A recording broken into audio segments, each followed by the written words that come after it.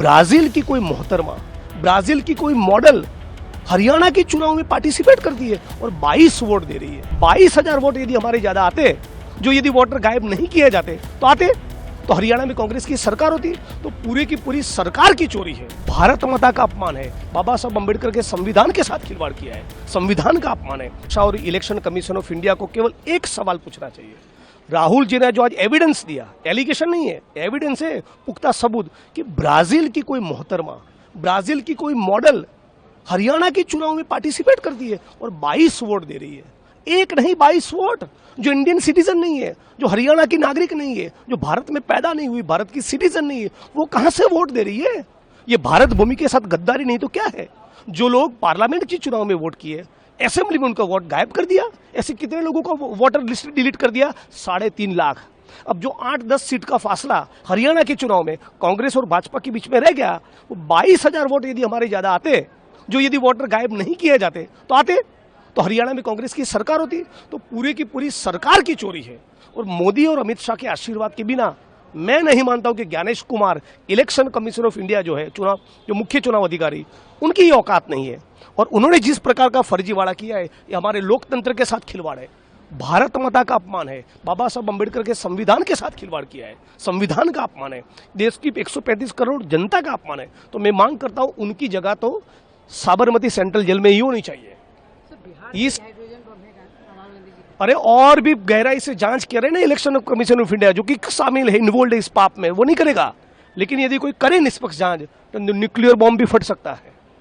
ये तो हरियाणा की बात हुई, अब तक कर्नाटक की बात हुई। अब सोचिए ना, ब्राजील की कोई मॉडल इंडिया में आके वोट कर रही है। एक परिवार में से अगेन ये जांच में निकल के आया 200-250 लोगों ने वोट किए, एक घर में से 66 लोग वोट कर रहे। भाजपा के नेता का बेटा जो यूपी में है, वो हरियाणा में भी वोट कर रहा है, यूपी में भी वोट कर रहा है। क्योंकि अब रोजगार नहीं मिलने वाला, ये मोदी जी को पता चल गया और इसीलिए फर्जीवाड़ा करके सरकार बना रहे। हरियाणा कांग्रेस जीता था, जीता है। यदि ये गद्दारी नहीं होती, यदि ये वोट चोरी नहीं होती, तो आज हमारे हरियाणा में मुख्यमंत्री होते। बिहार के चुनाव कैसे देखते हैं? बिहार के चुनाव में भी दिख रहे हैं ना कि जो एसआईआर करके 65 लाख लोगों को आपने तो निकाल दिया।